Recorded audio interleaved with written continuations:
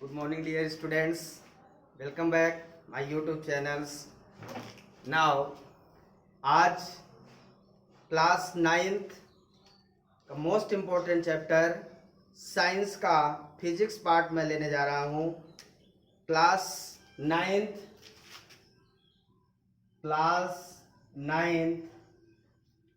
Physics part, physics science का physics part start करने जा रहे हैं, जिसमें हमारा चैप्टर है चैप्टर नंबर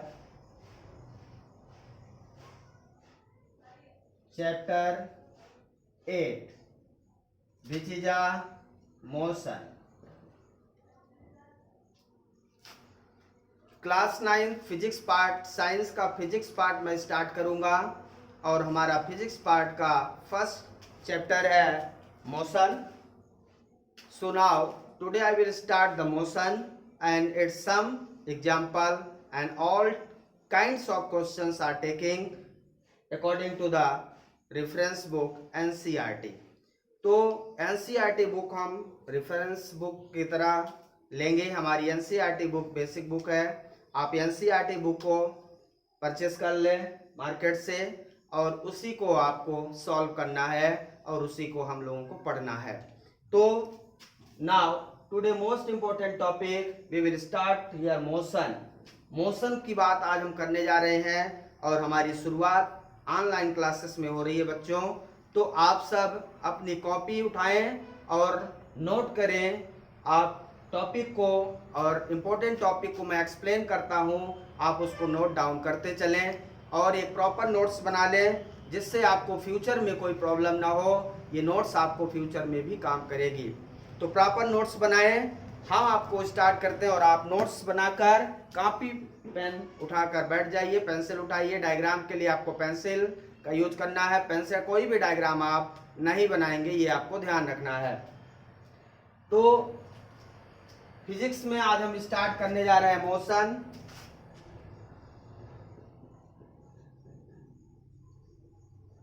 सबसे पहले व्हाट इज मोशन की बात करेंगे. मोशन है क्या? तो मोशन को समझने के लिए हमें क्या समझना जरूरी है. देखिए, कोई भी ऑब्जेक्ट मोशन में है तो आपको कैसे पता चलता है. जैसे आप देख सकते हैं, मेरा पोजीशन क्या है. मेरी पोजीशन बार बार चेंज हो रही है. माना कि मैं एक ऑब्जेक्ट हूं. यदि किसी ऑब्जेक्ट की पोजीशन बार बार चेंज हो, कंटिन्यूअसली उसकी पोजीशन चेंज हो, किसके रिस्पेक्ट में? टाइम के रिस्पेक्ट में. टाइम बदलता जाएगा और मेरी पोजीशन चेंज होती जाएगी. मतलब यहाँ पे दो चीज इंपॉर्टेंट है. एक change of position with the time, मतलब टाइम के साथ किसी ऑब्जेक्ट की पोजीशन चेंज हो, दैट इज कॉल्ड मोशन. और एक इंपॉर्टेंट पॉइंट इसमें होता है with the reference point. Means ये जो पोजीशन चेंज होता है टाइम के रिस्पेक्ट में किसी एक रेफरेंस पॉइंट के अबाउट. जैसे रेफरेंस पॉइंट का मतलब ये है कि जैसे मैं गाड़ी से जा रहा हूं, तो मैं जब गाड़ी से जाता हूं रोड पे, तो वहां पे बिल्डिंग बनी होती है. मैं किसको क्रॉस करता हूं? बिल्डिंग को क्रॉस करता हूं. तो वो बिल्डिंग एट रेस्ट है. जो चीज रेस्ट में है वो हमारा रेफरेंस पॉइंट होगा. तो बिल्डिंग हमारी रेफरेंस पॉइंट रहेगी मोशन के अबाउट. जैसे आप अपने घर से स्कूल जाते हैं या स्कूल से घर जाते हैं, तो जब आप अपने घर से निकलते हैं स्कूल के लिए, तो आपका घर रेफरेंस पॉइंट हो जाएगा और आप स्कूल जाएंगे. तो अपने घर के रिस्पेक्ट में आप ये बताएंगे कि आप अपने घर से अपने स्कूल 1 किलोमीटर गए, 2 किलोमीटर गए. जब आप ये डिसाइड करते हैं कि आप कितने मीटर चले हो, उस समय आपको ये ध्यान रखना पड़ता है कि मैं कहाँ से चला हूँ. यदि ये मुझे नहीं पता कि मैं कहाँ से चला हूँ, तो आप ये डिसाइड नहीं कर सकते हैं कि what is the distance covered by you. ठीक है ना. तो आप अपने द्वारा कितने डिस्टेंस कवर करते हैं ये आप डिसाइड नहीं कर सकते हैं. इसलिए उस रेफरेंस पॉइंट को जहां से आप चले, मीन्स आप अपने घर से चले हो, तो घर आपका रेफरेंस पॉइंट हो गया।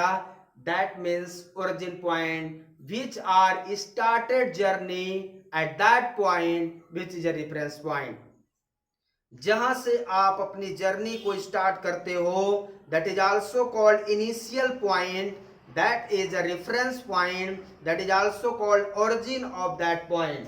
तो इस प्रकार से जहां से आप स्टार्ट करते हो वही आपका रेफरेंस पॉइंट, और उस पॉइंट के अबाउट आप आगे जाते हो, पीछे जाते हो, कहां जाते हो, उसके अबाउट आप मोशन में रहते हो।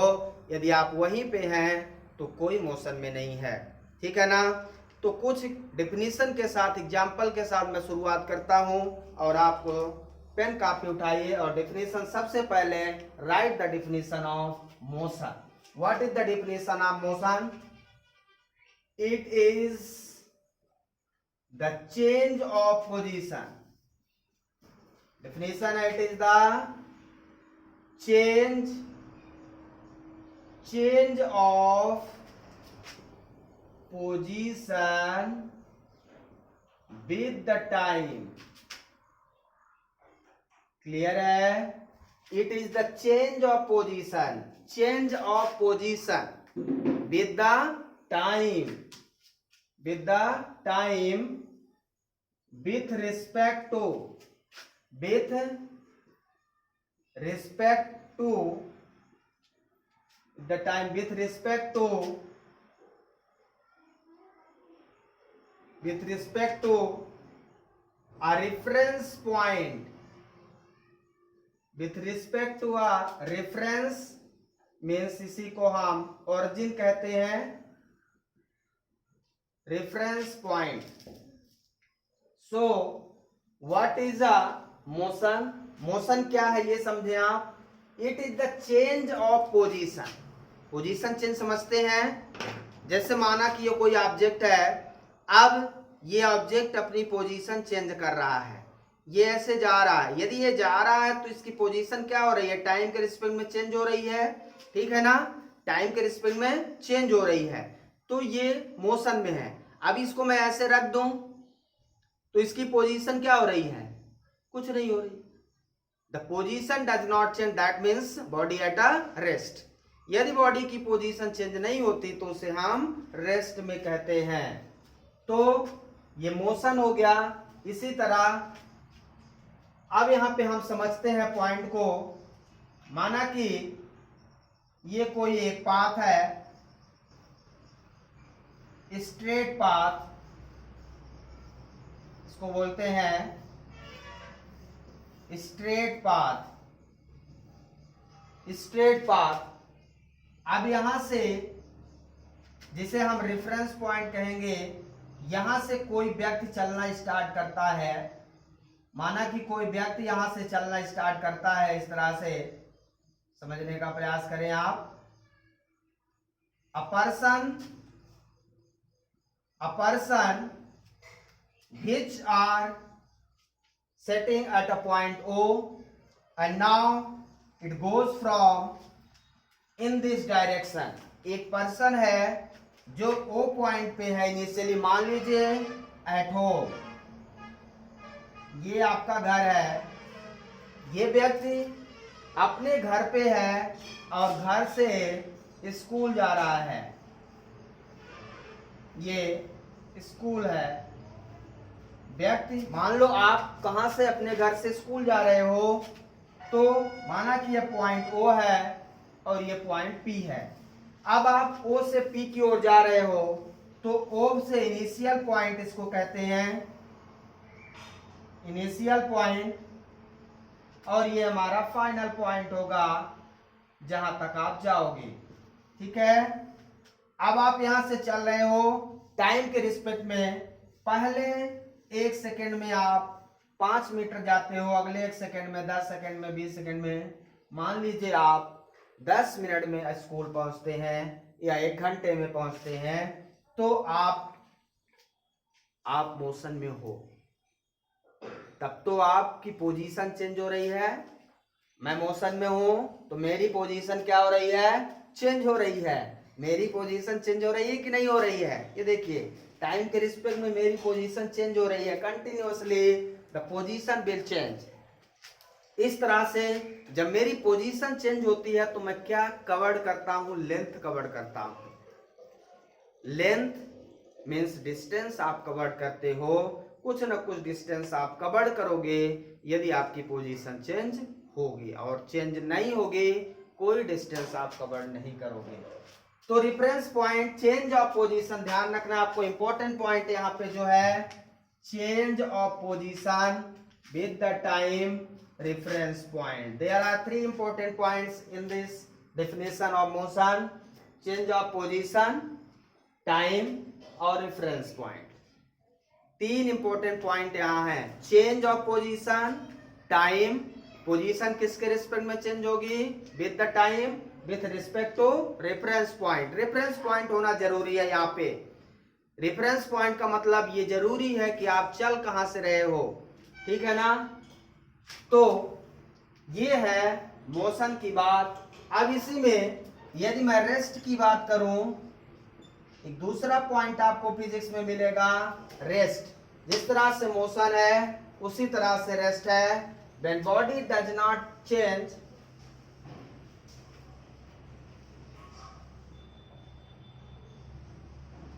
When body change the position, इसमें ऐसा लिख लें इसको, when body change the position,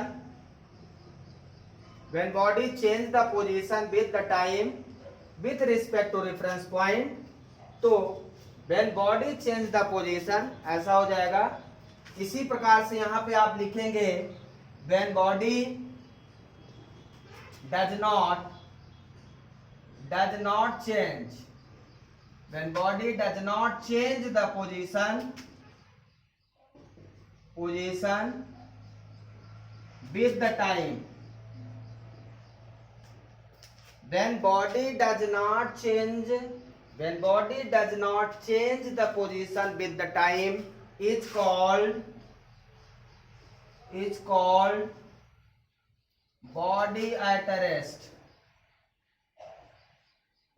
When body does not change its position, the body is called body at rest.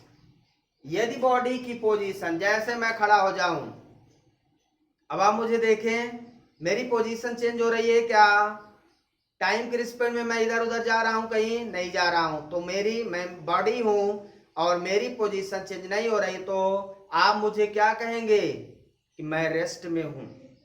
जैसे मेरे रिस्पेक्ट में, मेरे कंपैरिजन में आप लोग सीट पे बैठे हो, तो सिटिंग, आप सीट पे बैठे हो तो आप किस पोजीशन पे हो, रेस्ट पोजीशन पे हो। लेकिन आप ये नहीं कह सकते कि आप हमेशा रेस्ट की कंडीशन में है, किसी ना किसी के रिस्पेक्ट में आप मोशन में हो सकते हो। जरूरी नहीं है कि आप हमेशा रेस्ट के सिचुएशन पे हो। तो यदि कोई व्यक्ति अपने घर में बैठा है, यदि कोई व्यक्ति अपने घर में बैठा है तो वो क्या है, आप बताइए। रेस्ट में है।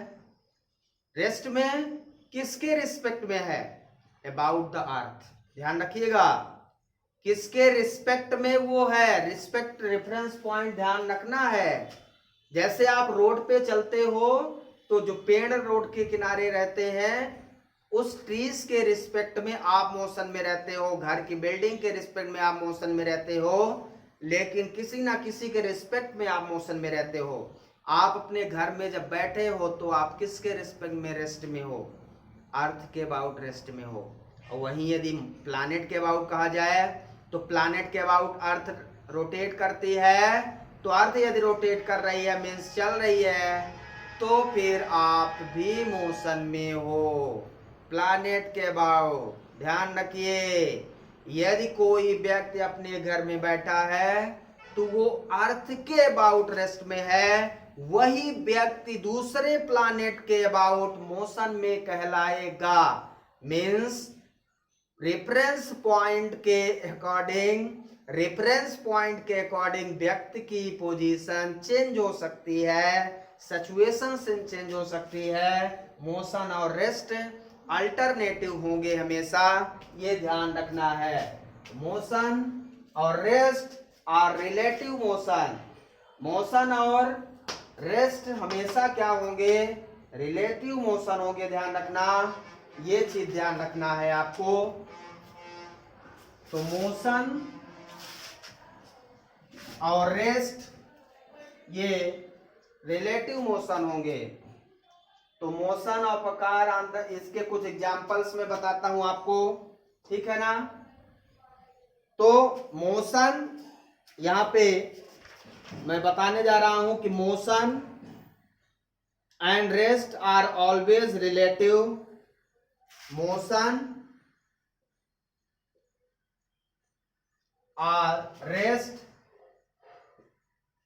Motion and rest are always relative motion. Relative motion. Motion and rest are always relative motion but never absolute. ध्यान रखिए, but never absolute. Motion and rest, ये मोशन और रेस्ट हमेशा रिलेटिव मोशन होंगे, रिलेटिव होंगे। Motion and rest are always relative. Motion हटा दें, motion and rest are always relative means ये हमेशा रिलेट करेंगे या तो मोशन में या तो रेस्ट में, बट नेवर एब्सोल्यूट। ये एब्सोल्यूट नहीं है, लेकिन ये मोशन और रेस्ट रिलेटिव है। ये रिलेटिव का मतलब एक दूसरे के रिस्पेक्ट में। कोई बॉडी मोशन में हो सकती है, दूसरी रेस्ट में, या दूसरी मोशन में उसके रिस्पेक्ट में वो रेस्ट में। मैं यदि मोशन में हूं तो मेरे रिस्पेक्ट में आप रेस्ट में हो, आप यदि मोशन में हो तो आपके रिस्पेक्ट में मैं रेस्ट में हूं। इस तरह से इसको रिलेट कहते हैं, that is the relative motion, but never absolute. ये एब्सोल्यूट नहीं है। अब कुछ एग्जाम्पल लेंगे हम, एग्जाम्पल मोशन के एग्जाम्पल लेंगे। कौन कौन से ऐसे एग्जाम्पल होंगे जो मोशन में आएंगे? तो बर्ड्स फ्लाई, बर्ड्स का उड़ना, पक्षियों का उड़ना। फिश स्विम, फिश का तैरना, मछलियों का तैरना। मछलियां पानी में तैरती रहती हैं, दैट मीन्स मोशन है। Blood flow through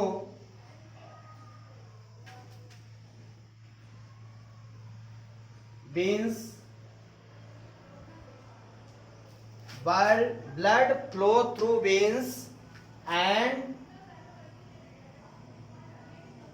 arteries। जो हमारा खून होता है वो वेन्स और आर्टरीज में फ्लो होता है। तो ब्लड का फ्लो होना भी मोशन कहलाएगा। ये ध्यान रखना है। एटम, मॉलिक्यूल्स,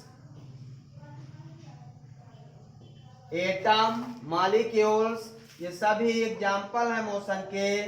प्लैनेट्स, स्टार्स, बहुत सारे एग्जाम्पल हैं। And galaxies. So these are example.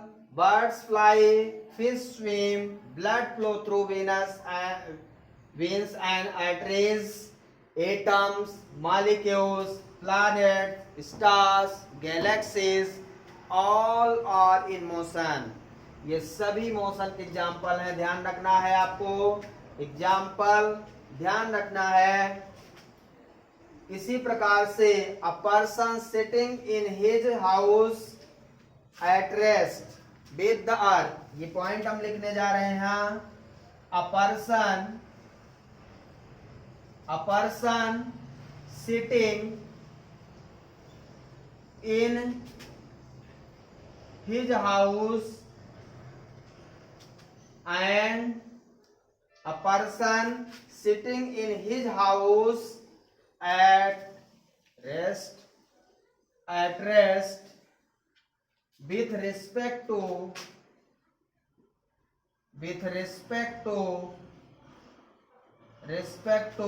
अर्थ। ध्यान रखिए, a person sitting in his house at rest with respect to अर्थ। व्यक्ति अपने घर में बैठा हुआ है तो वो अर्थ के रिस्पेक्ट में क्या होगा? रेस्ट में होगा। व्यक्ति अपने घर में बैठा है तो अर्थ के रिस्पेक्ट में क्या होगा? रेस्ट में होगा। बट ध्यान रखिए, but is in motion with respect to planet. But is in motion with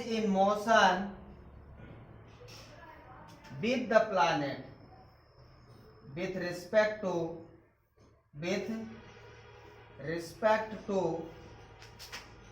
planet। तो एक व्यक्ति जो अपने घर में बैठा है वो अर्थ के अबाउट तो रेस्ट में है, लेकिन वही व्यक्ति जो अपने घर में बैठा है प्लैनेट्स के अबाउट मोशन में होगा। That is relative motion. तो यहाँ पे आपको ये ध्यान रखना है कि पॉइंट जो हमारी सिचुएशन है मोशन और रेस्ट, ये डिपेंड करती है उस रेफरेंस पॉइंट पे जिसके अबाउट हम बात कर रहे हैं। हम जिसके अबाउट बात कर रहे हैं उसके अबाउट वो रेस्ट में है कि मोशन में, ये सिचुएशन रेफरेंस पॉइंट पे डिपेंड करती है। ध्यान रखिए, इंपॉर्टेंट पॉइंट है। All these important points are write down. ये उतार लें आप, बहुत इंपॉर्टेंट पॉइंट्स हैं। ये नोट्स बनाते चलिए और 1 बाय 1 कॉपी में लिखते चलिए। ये टेस्ट जब लूंगा तो सारे पॉइंट्स आपको पेपर में मिलेंगे, फिर उस समय आपको नहीं याद आएगा कि सर बताए थे कि नहीं बताए थे। बाद में देखेंगे नोट्स में मिल जाएगा और आप सोचेंगे कि ये तो सर ने बताया था। ठीक है ना? तो ध्यान रखना है आपको पॉइंट्स। तो person sitting in his house at rest with respect to earth but is in motion with respect to planets. समझ में आ गया है? Very most important example. तो ये सारे एग्जाम्पल्स आप याद रखेंगे। रेस्ट और मोशन की सिचुएशन किस पे डिपेंड करती है? रेफरेंस पॉइंट पे। तो किसी को कोई डाउट है इसमें? कोई डाउट नहीं है। आप जैसे मान लीजिए आप 2 ट्रेनें चलती हो, 2 ट्रेनें सेम वेलोसिटी सेम डायरेक्शन में दी जा रही हैं, 2 ट्रेनें सेम वेलोसिटी सेम डायरेक्शन में जा रही हैं, तो उस ट्रेन पे बैठा हुआ व्यक्ति जब दूसरी ट्रेन को देखेगा तो उसको लगेगा कि ये ट्रेन रेस्ट में है। जबकि दोनों ट्रेन सेम वेलोसिटी से जा रही है, सेम वेलोसिटी से यदि दोनों ट्रेन जाती है, इसमें बैठा हुआ व्यक्ति इस ट्रेन को देखता है तो उसको वो ट्रेन रेस्ट में दिखाई देती है, लेकिन ऐसा नहीं है। यही ट्रेन दूसरे बिल्डिंग के रिस्पेक्ट में मोशन में है। आप ऐसा एग्जांपल समझ सकते हैं, जब ट्रेन 2 पैरेलल चल रही है सेम वेलोसिटी सेम डायरेक्शन, तो इसमें बैठा हुआ व्यक्ति को ये ट्रेन रेस्ट में दिखाई देगी, इसमें बैठे हुए व्यक्ति को ये ट्रेन रेस्ट में दिखाई देगी, क्योंकि दोनों की वेलोसिटी क्या है? सेम है। तो जो पर्सन उसमें बैठे हैं वो एक दूसरे को देखते रहेंगे, ऐसा लगेगा कि ये तो खड़ी है ट्रेन। कभी कभी आप स्टेशन में देखें तो आपको ऐसा अनुभव होगा, आपकी ट्रेन खड़ी रहती है, दूसरी चलती रहती है, ऐसा लगता है मेरी चल रही है ना? तो ऐसे एग्जाम्पल आपको देखने को मिलेंगे। यह आपकी चल रही होती है, दूसरी की खड़ी रहती है, तो ऐसा लगता है मेरी खड़ी है, वो चल रही है। मीन्स जस्ट रिलेटिव मोशन है ये, तो किसी न किसी से रिस्पेक्ट में रिलेट करते हैं, उसके रिस्पेक्ट में वो मोशन में, वो उसके रिस्पेक्ट में रेस्ट में हो जाता है। तो मोशन में है लेकिन दिखता रेस्ट में है, यही तो मोशन है, यही तो फिनोमेना है, यही आपको समझना है। ठीक है? तो समझ में आ गया पूरा का पूरा मोशन। अब ये जो मोशन हमारा है, ये डिस्टेंस लेंथ पे डिपेंड करता है। जब कोई भी व्यक्ति मोशन ट्रेवल करता है तो डिस्टेंस पे डिस्टेंस कवर करता है, ठीक है ना। तो अब हम आते हैं इंपॉर्टेंट पॉइंट पे, डिस्टेंस पे। डिस्टेंस की बात करेंगे। What is distance? डिस्टेंस है क्या? It is the length it is the length covered by an object. It is the length covered by an object. It is the length covered by an object. It is the length. What is the distance? It is the length covered by an object. Object द्वारा कितनी length cover की जाती है, that is distance. It is the length covered by an object with initial and final point. या हम इसको लिख सकते हैं covered by an object between initial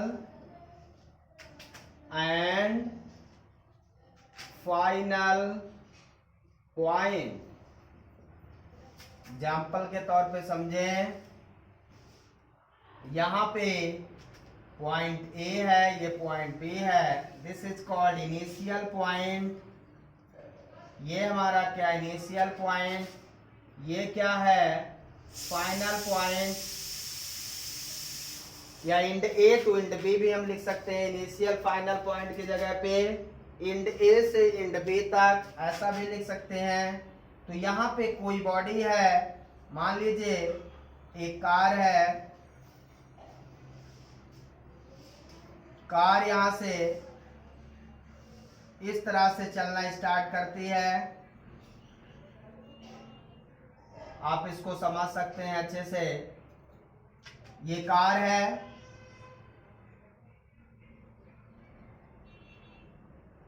समझ में आ रहा है आपको? कार है, बहुत अच्छा डायग्राम नहीं है, फिर भी मैंने कार बनाया है, आप समझ सकते हैं इसको, ठीक है।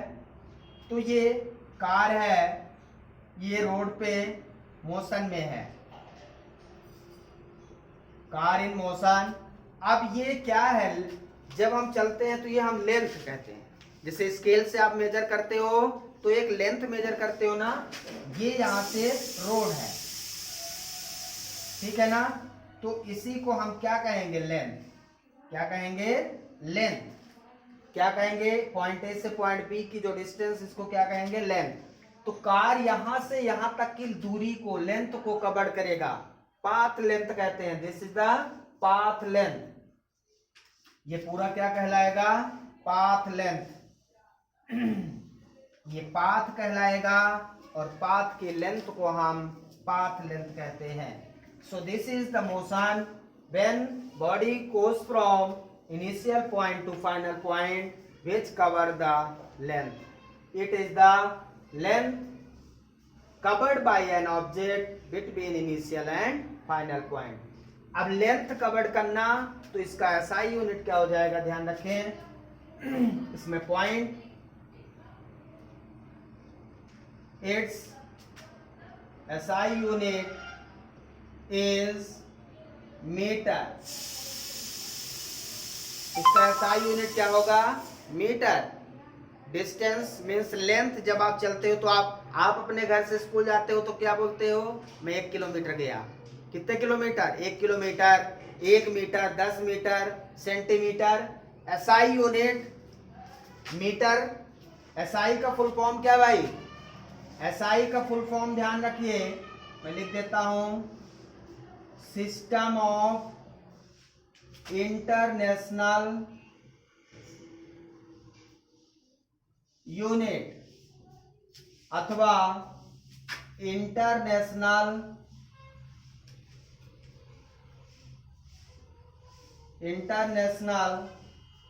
System of unit.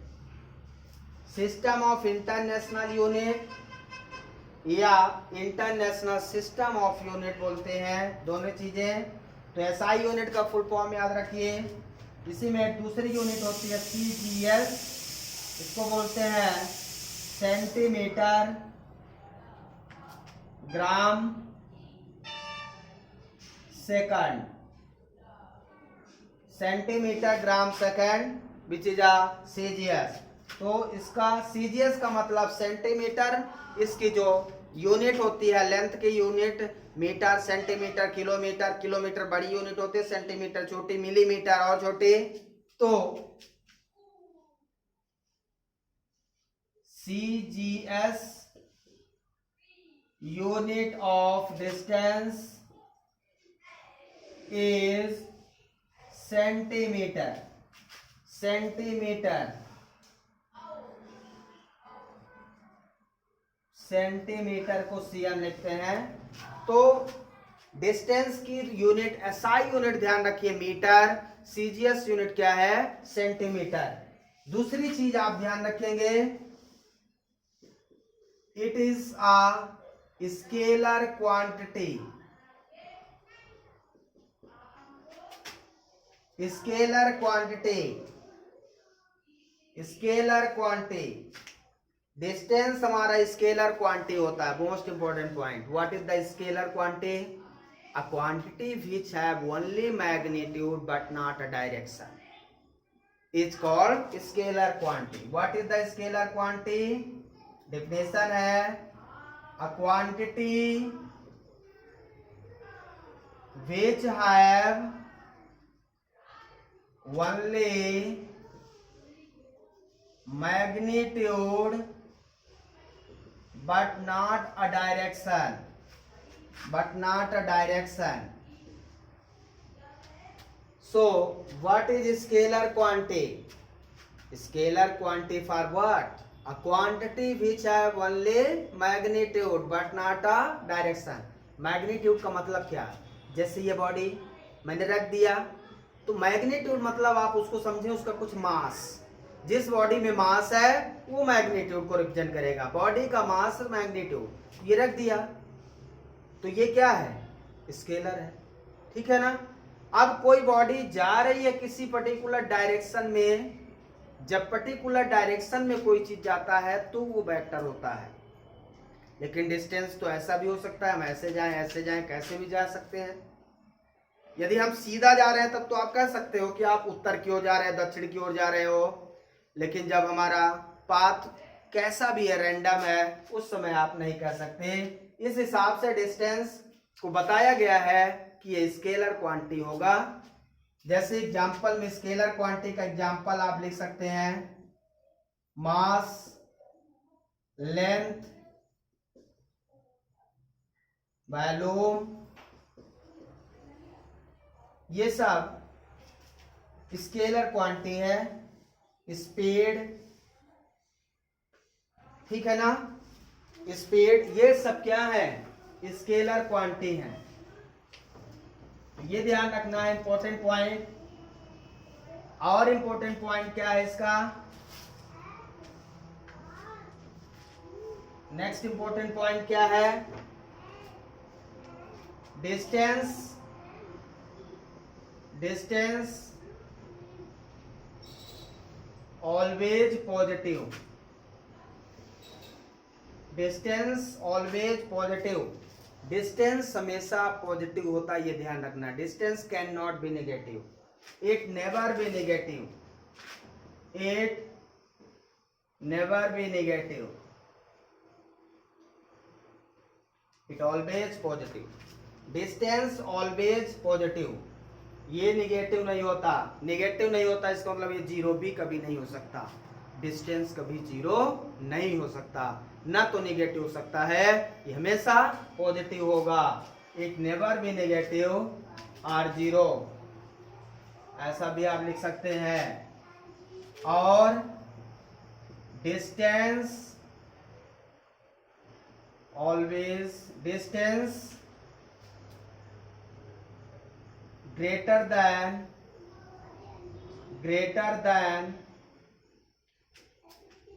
or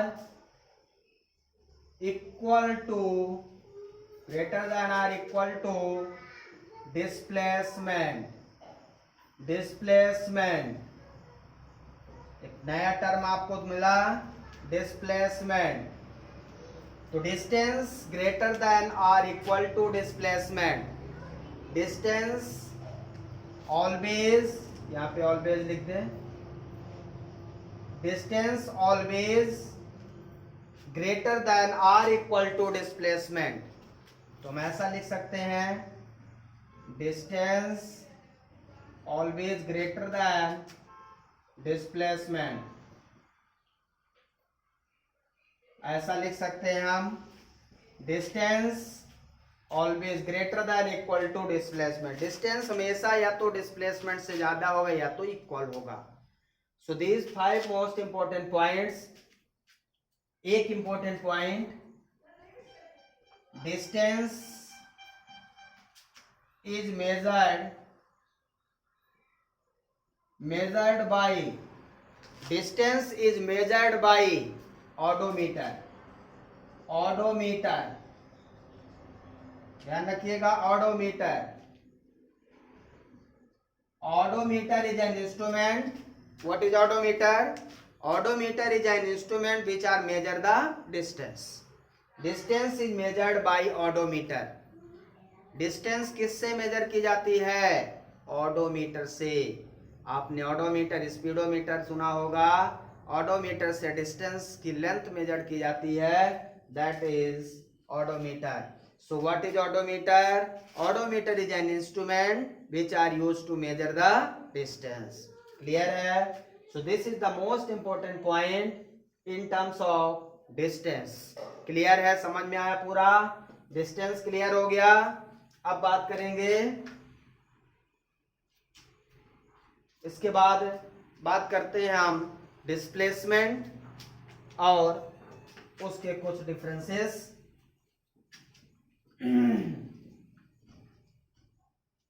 तो डिस्प्लेसमेंट फॉर व्हाट? डिस्प्लेसमेंट क्या है? डिस्प्लेसमेंट, अब डिस्प्लेसमेंट एक नया टर्म है। It is the length, it is the length covered ध्यान रखना, it is the length covered by an object। ये उसी तरह है जैसे डिस्टेंस है। डिस्टेंस में भी आपने लिखा था, it is the length covered by an object। it is the length covered by an object in a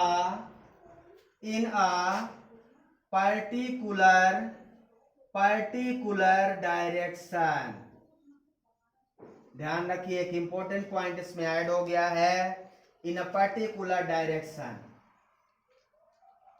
it is the length covered by an object in a particular direction between initial and final point. Initial और final point के बीच में एक निश्चित direction में distance, path length है। ये एक निश्चित डायरेक्शन में क्या है? Path length. सो यदि हम कहें तो direction of distance is the displacement. Otherwise इसकी एक और डेफिनेशन है, it is the shortest path, it is the shortest path. इसको शॉर्टेस्ट पाथ भी कहते हैं। Displacement is the shortest path. ये एक ऐसा पाथ है जैसे हमारे पास दो रास्ते हों तो एक सिंगल रास्ता, जो छोटा रास्ता हो, उससे हम निकल जाएं और उसी पॉइंट पे पहुंच जाएं, वो शॉर्टेस्ट पाथ कहलाता है। वो कहलाएगा हमारा डिस्प्लेसमेंट। समझ में आया? जैसे एग्जांपल के लिए इस पे देखें, मान लीजिए हमारे पास ये पॉइंट ए है, पॉइंट बी है, पॉइंट सी है। ये हमारा इनिशियल पॉइंट है, इनिशियल पॉइंट, और ये है हमारा फाइनल पॉइंट सी। अब सी पे हम दो तरीके से पहुंच सकते हैं। ध्यान से देखिए, हमारे पास दो रास्ता है, हम A to B जाएं और B to C चले जाएं। इसको ऐसा लिख सकते हैं AB to BC, A से B से BC चले जाएं तो ये क्या है, ये डिस्टेंस है,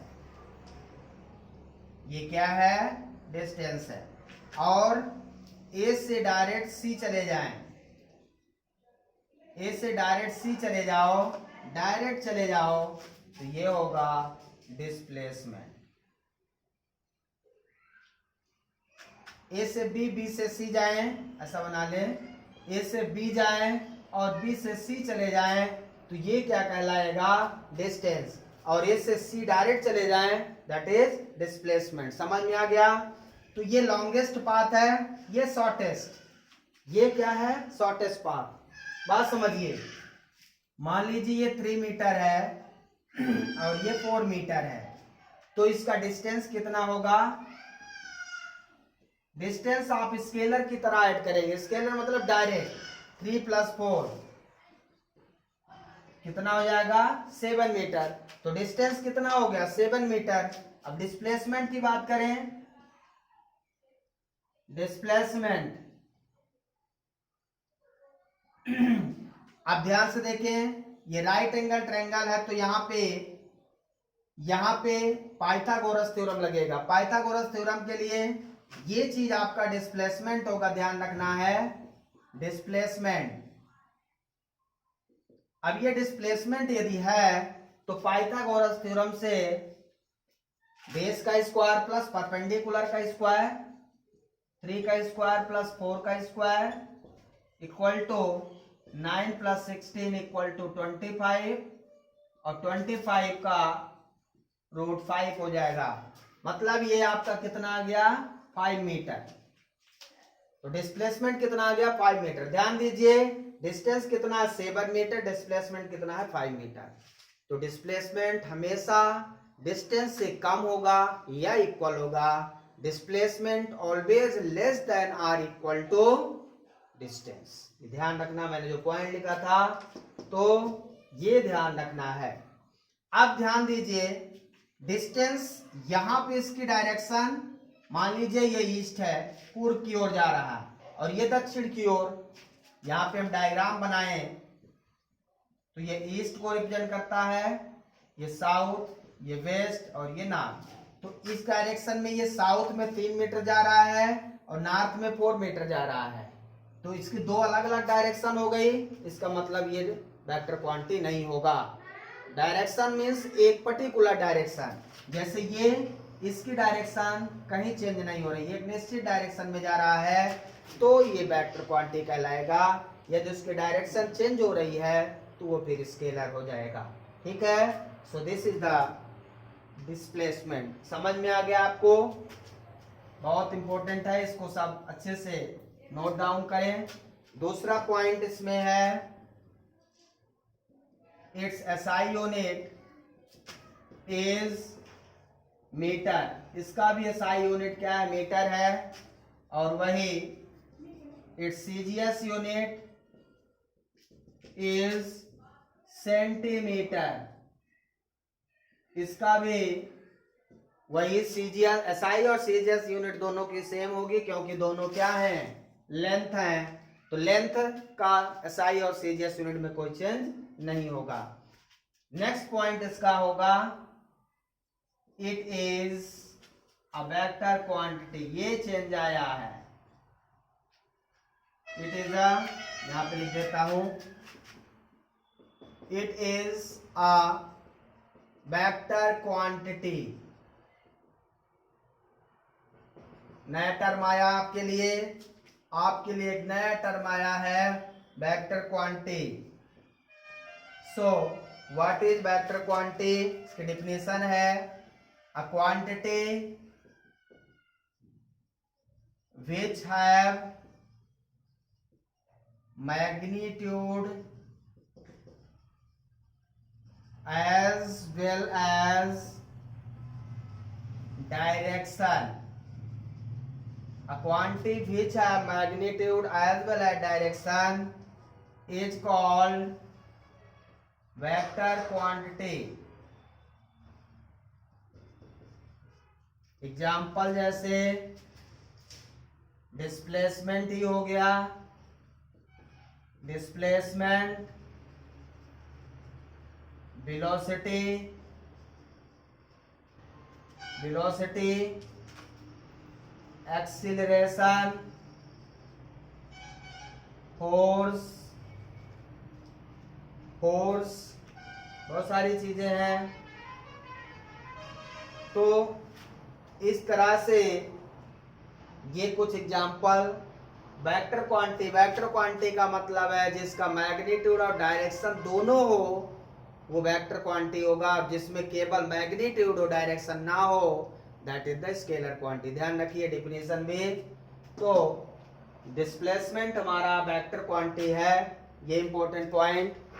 और अब डिस्प्लेसमेंट वेक्टर क्वांटिटी है तो नेक्स्ट पॉइंट इसका इट इज पॉजिटिव,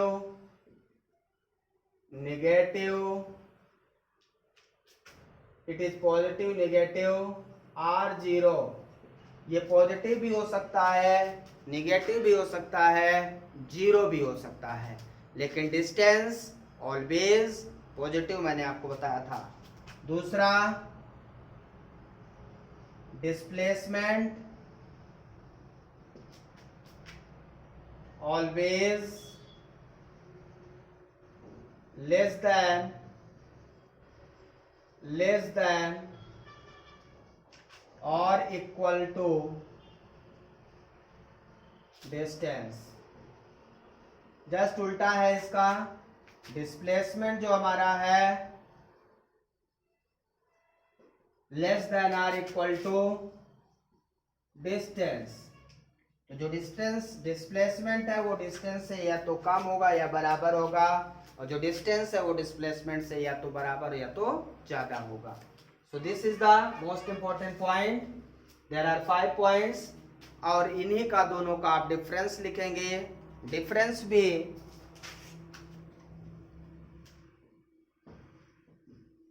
अब इसमें एक एग्जांपल लें हम। माना कि हमारे पास एक सर्कुलर पाथ है और कोई ऑब्जेक्ट यहाँ पे पॉइंट ए पे है, यहाँ पे ऑब्जेक्ट है। अब ये मूव करना चालू करता है और पूरा मूव कर लेता है और अगेन आके पॉइंट ए पे मिल जाता है। ये इस तरह से चलता है और घूमकर अगेन पॉइंट ए पे आ जाता है। तो पॉइंट ए से पॉइंट ए पूरा सर्कल में मूव करता है, तो इसका डिस्टेंस और डिस्प्लेसमेंट बताइए। डिस्टेंस क्या होगा? Distance equal to circumference of the circle, circumference of the circle 2 pi r। Circle का सर्कम्फ्रेंस कितना होता है? 2 pi r, या पेरीमीटर ऑफ द सर्कल लिख सकते हैं। पेरीमीटर मीन्स पूरा इसका सर्कम्फ्रेंस। तो डिस्टेंस कितना हो जाएगा? Circumference of the circle. Displacement कितना होगा भैया इसका? डिस्प्लेसमेंट बताएं सर्कल का 0। डिस्प्लेसमेंट कितना होगा? 0। क्यों 0 होगा? क्योंकि जिस पाथ से चला था उसी पाथ पे यदि लौट आता है तो टोटल पाथ लेंथ उसकी 0 हो जाती है। डिस्प्ले क्योंकि डायरेक्शन पे डिपेंड करता है, तो यदि यहाँ पे ये पॉजिटिव जा रहा तो यहाँ पे ये नेगेटिव हो जाएगा। एक पर्टिकुलर डायरेक्शन में जितना पॉजिटिव में कवर करेगा उतना ही नेगेटिव में कवर करेगा। इस कारण से डिस्प्लेसमेंट इसका क्या हो जाएगा?